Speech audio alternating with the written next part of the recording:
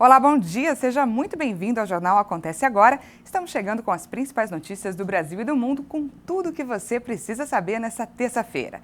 E eu começo essa edição com uma notícia para os motoristas. Como todo começo do ano, é preciso se programar para o pagamento do Imposto sobre a Propriedade de Veículos Automotores, o IPVA 2021, e do licenciamento. O vencimento dessas taxas varia de acordo com o final da placa do carro. Alguns estados estão oferecendo desconto para quem pagar de uma vez. Quando chega janeiro, o motorista já prepara o bolso para a cobrança do IPVA e licenciamento. Alguns estados têm calendários com diferentes vencimentos e descontos para pagamento antecipado. Em Mato Grosso, por exemplo, o início dos vencimentos do IPVA, que seria em janeiro, em um cenário normal, passou para março de 2021 por causa da pandemia da Covid-19. O pagamento do imposto é obrigatório e a alíquota varia conforme o modelo e a idade do veículo. E também pode mudar de acordo com o estado em que o contribuinte mora. Alguns estados oferecem desconto para pagamento em cota única e licenciamento antecipado. Em São Paulo, a promessa é de que o imposto fique em média 6,77% mais barato. Já o valor da taxa de licenciamento teve uma alta de 40% sobre o valor praticado em 2020, ficando em R$ 131,80. Mas, segundo o Detran, quem optar pelo licenciamento antecipado até o dia 14 pode zerar esse aumento e pagar R$ 98,91. O pagamento do IPVA em cota única deve ser feito no mês de janeiro e o desconto é de 3%. Caso o proprietário opte pelo parcelamento, o pagamento deve ser feito nos meses de janeiro, fevereiro e março, de acordo com o final da placa do veículo. Também é possível quitar o imposto no mês de fevereiro, mas sem descontos. No estado paulista, existem cerca de 26 milhões de veículos, sendo que quase 18 milhões recolhem o IPVA.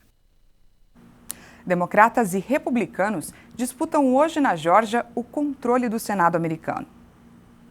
O presidente Donald Trump se mobilizou na segunda-feira para apoiar os dois candidatos do partido. Os ex-empresários Kelly Loeffler e David Perdue garantem ser o antídoto para impedir que o socialismo chegue aos Estados Unidos com os democratas controlando a Câmara Alta do Congresso. Se não votarem, votam os socialistas, os marxistas, e eles estarão no comando do nosso país. Se não lutarem para salvar o país com tudo que tem, não terão outro país para ir. O Partido Democrata não elege um senador na Geórgia há 20 anos, mas se conseguirem a façanha, o presidente eleito vai controlar as duas casas do Congresso. Joe Biden apoiou os dois candidatos do partido, Raphael Warnock, um pastor negro, e Jon Ossoff, um produtor audiovisual de 33 anos. É simples assim, o poder está literalmente nas suas mãos. Biden também criticou que Trump siga denunciando fraudes nas eleições presidenciais, depois que o jornal The Washington Post publicou uma gravação em que o presidente pressionava autoridades para encontrar votos que reverteriam os resultados. Apesar dos apelos do grupo de Trump terem sido rejeitados nos tribunais, partidários do presidente se mobilizaram na Geórgia e denunciaram fraude e corrupção nas eleições. Autoridades republicanas do estado publicaram os resultados que confirmaram a vitória de Biden e garantiram que as cédulas foram contadas e recontadas. Os candidatos republicanos são favoritos nesta terça, mas os democratas confiam em uma vitória depois do sucesso de Biden na Geórgia, primeiro êxito do partido no estado desde 1992. A nova variante da Covid-19, que pode ser até 70% mais contagiosa, já está no Brasil. A confirmação foi feita ontem pela Secretaria Estadual de Saúde de São Paulo. As amostras da variante passaram por análise no Laboratório Estratégico do Instituto Adolfo Lutz. 2 casos foram confirmados até agora.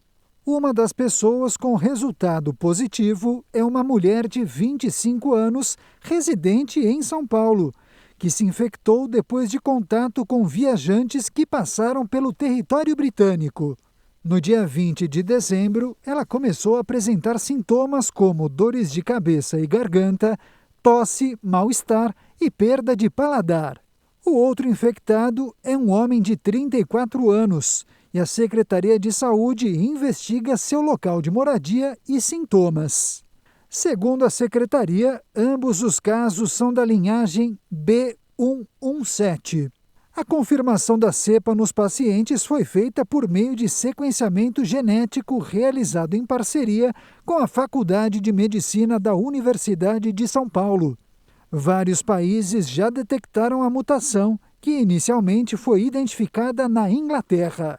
A descoberta levou nações europeias e de outros continentes a fechar a fronteira para o Reino Unido. E vamos dar uma olhada na previsão do tempo para essa terça-feira em todo o Brasil.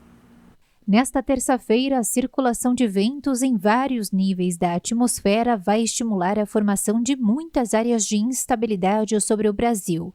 Por isso, a chuva acontece a qualquer hora, com risco de vários temporais no oeste e sul de Mato Grosso do Sul e desde o oeste do Paraná até o oeste gaúcho. Nessas áreas, a chuva forte pode vir acompanhada de raios e ventania.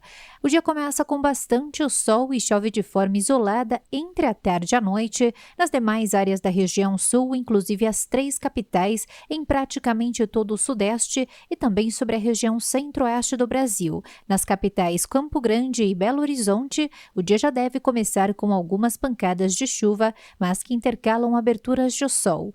Por causa da circulação de ventos, a chuva será passageira entre as capitais Salvador e a região de Fortaleza. Por outro lado, o tempo fica firme e sem chuva em grande parte do interior nordestino, inclusive no sul do estado do Piauí. O dia será marcado por tempo instável e vários temporais entre o oeste de Roraima, o norte do estado do Amazonas e também sobre o estado do Acre. Nas demais áreas do Brasil, o dia começa com sol e chove forte entre a tarde e a noite. Em Curitiba, a mínima prevista é de 15 graus e faz 20 graus pela manhã na região de Florianópolis. À tarde, a máxima chega a 32 graus em Cuiabá, faz 30 graus em Salvador e a máxima chega a 28 graus em Belo Horizonte. Imagina só sair para fazer compras e voltar imunizado contra a Covid-19. Essa é a história de 2 dos 4,5 milhões de americanos que já tomaram a primeira dose da vacina. Vamos conferir. O estudante de Direito David Macmillan saiu de casa para ir ao mercado, mas acabou sendo imunizado contra a Covid-19. Em uma publicação no TikTok, o jovem compartilhou a história. Segundo ele, 2 trabalhadores da saúde estavam agendados para tomar suas doses da vacina da Moderna, mas não compareceram ao local em Washington. Melhor para ele e para um amigo. O imunizante pode ficar poucas horas fora da refrigeração e, se não fosse aplicado em alguém, seria descartado. A campanha de vacinação, que começou em meados de dezembro nos Estados Unidos, está atualmente voltada para os profissionais de saúde, seguindo recomendações de autoridades sanitárias.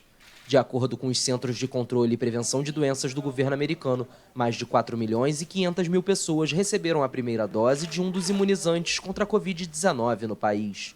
Os Estados Unidos são a nação mais afetada pela pandemia em todo o mundo, com mais de 20,7 milhões de contaminações e mais de 353 mil mortes. E a brasileira Edina Alves foi selecionada pela FIFA como um dos 7 principais árbitros encarregados de apitar as partidas do próximo Mundial de Clubes Qatar 2020, que será disputado de 1º a 11 de fevereiro. Uma notícia boa para as mulheres que trabalham com o futebol no Brasil. A escolha dá continuidade ao processo iniciado no Mundial Sub-17 da FIFA Índia 2017, no qual a árbitra suíça Esther Stauble apitou. Posteriormente, a uruguaia Cláudia Pierres dirigiu 2 partidas no Mundial Sub-17 da FIFA Brasil 2019. Edina Alves não será a única representante feminina no torneio do Catar, que não pôde ser disputado nas datas previstas devido à pandemia de Covid-19. Também brasileira Neuza Bach e argentina Mariana de Almeida participarão do torneio como assistentes. Edina Alves, de 40 anos, que apita no Brasileirão há 2 anos, participou da Copa do Mundo Feminina realizada na França em julho de 2019. E a gente começou essa edição falando sobre o mês de janeiro, a chegada das contas de 2021, mas muita gente começou o ano com dívidas antigas. E o número não é pequeno, não. 25% das famílias brasileiras estão inadimplentes. Às 11 da manhã a gente traz uma matéria sobre esse assunto. Essa edição fica por aqui, mas eu volto em menos de 1 hora. Eu te espero.